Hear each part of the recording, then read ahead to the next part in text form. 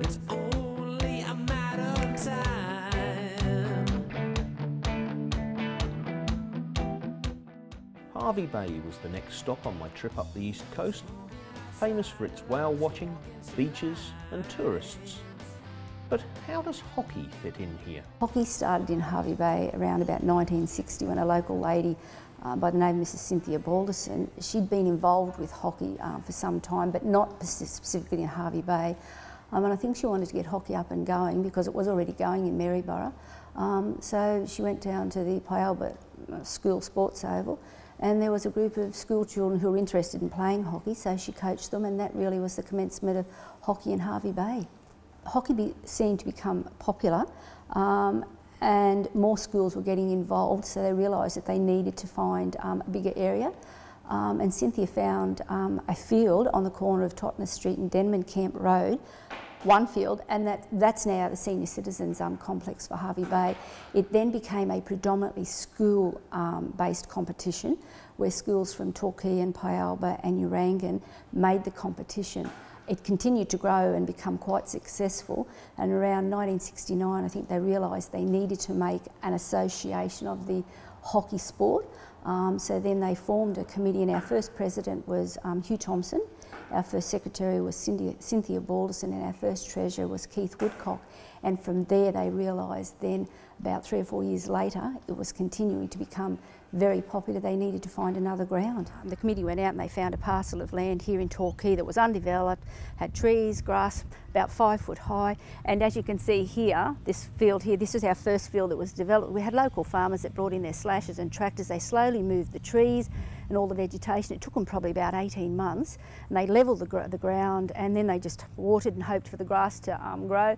And then the tractor shed behind me, that was our first clubhouse where they did all our canteen, prize nights and presentations for all our juniors, and it took about 5 years for them to continue to clear the grass from the rest of the fields. So given the enormity of the task of actually clearing this bushland to make them into viable hockey fields, we had all the local farmers and they brought all their machinery, and it took an amount of work to be able to get them up to a playing standard. We didn't have a watering sprinkling system, I believe, at that time, so at times you would have amazing volunteers who would come out and hand hose the fields to encourage the grass to grow. We've developed our fields one at a time. It's probably over about, I'd say, 30 years. We have now 6 good playing fields, and we also have a reputation for having the best grassed fields in Queensland. Our senior competition actually started back in 1977, initially with the women's competition. 1978 we had both our men and our women's. With fields 2 and 3 being developed, the association realised that they needed to provide a decent clubhouse. They set about purchasing an old Lutheran hall from Totnes Street, put in plans to the council, they were accepted, and I think 93, 94 they actually moved the hall here. And this is the clubhouse we have today. The actual clubhouse building was put in place before our main #1 playing field was established. Our next step was to raise funding to complete the refurbishment of the clubhouse, commence construction of Field 1, and to do parking and our driveway. We received funding from a previous Hockey Association president, from the local community and all the tradespeople. We purchased a block of land, built a project home, sold that. The funding went towards refurbishment of the clubhouse. We also received funding from the state government, which allowed us then to finish Field 1 and our driveway and car park. One of our major fundraising ventures currently and for the next 5 years is facility support to the State Queensland Touch Football Carnival. And it has allowed us to become quite financially viable towards putting in a synthetic turf. Hervey Bay has the largest population in the Wide Bay region. Our membership number doesn't reflect that, and we are severely disadvantaged because we don't have a synthetic turf. The size of our facilities allows us to accommodate approximately 200 juniors, where we work on their skills and give them the ability to go away and compete at the state championships.